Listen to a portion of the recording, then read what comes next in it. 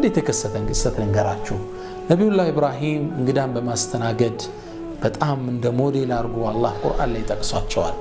እንግዳ በመጣ ቁጥር ቤት ውስጥ የተቀመጡ ወይፈኖቹ ቶሎ እየታረዱ መስተንግዶ ያደርጉ ነበር። እንግዳ ወዳጅ ናቸው። ቁርአንም ላይ ወጃአ ቢዕጅሊን ሐኒዝ ሚል እናገኛለን። የተጠበሰ ስጋ አርዶ ይዞ መጣ ሲለን ቁርአን ላይ እናገኛለን። ማስተናገድ ይወዳሉ።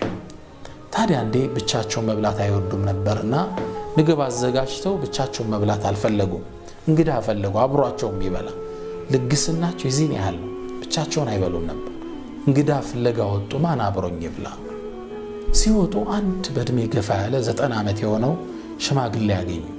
አንተ ሰው ሆይ ና ምግብ ቀርቧል ና እንብላ አሉት። እያበሰልኩ ነው ና አሉት። ግለሰቡ ገባ።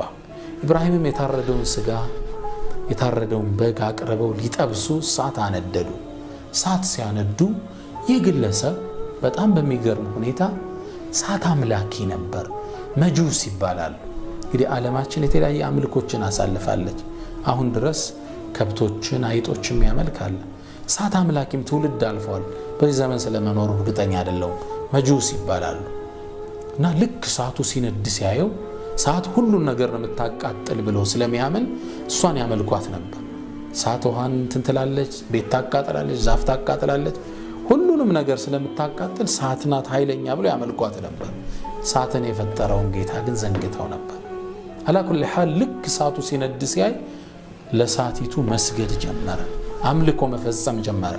ኢብራሂም ዓለይሂ ሰላም የተውሂድ ጠበቃ ናቸው። ወለም የኩን ሚነል ሙሽሪኪን ነው የሚል አላህ። ከሙሽሪኮች ጭራሽ አልነበረም፣ ሙሕዒድ ነበር። ዱዓቸውም ወጅኑብኒ ወበንያ ናዕቡደል አስናም ነው። የተውሂድ ዘብ ጠበቃ ናቸው። ለዛ ነው ለነቢዩ ሰለላሁ ዐለይሂ ወሰለም ወተቢዕ ሚለተ ኢብራሂም ሐኒፈን፣ ቀጥ ያለ መንገድ ሲሆን የኢብራሂም መንገድ ተከተል ያላቸው። ተቆጡ። ኢብራሂም ልጋብዞ አምጥቼ ጭራሽ እሳት ያመልካል? አስወጡት። ካንተ ጋር የኔ እንግዳ መሆናችን ሙጥ አሉት። ይሄ ሽማግሌ ሆዱ እንደጮኸ ስጋ ሲጠበስ እያየ ሳይበላ ቤት ጥሎ ወጥቷል። ይህን ክስተት ያየው አራሕማን ግን አልወደደም። ጀብራኢልን ዓለይሂ ሰላም ወደ ኢብራሂም ዓለይሂ ሰላም ላከው።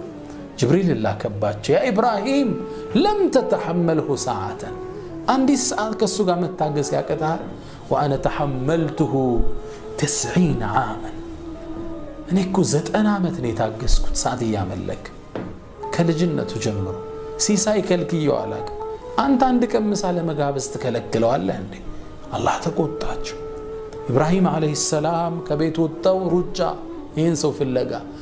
ብዙም ርቀት ሳይሄድ ደረሱበት። አንተ ሰው ሆይ ቁም አሉት።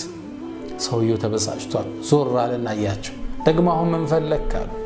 ቅድም ሆዱ እየጮኸ ነው አባሮ የሰደዱት። ምን ፈልገህ ጠራኸኝ? እባክና ተመለስ ፈልጋለሁ፣ ና ወደ ምግቡ ተመለስ። ለምን አለው።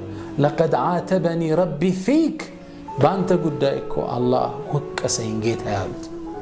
ወቀሰ እንዲያው።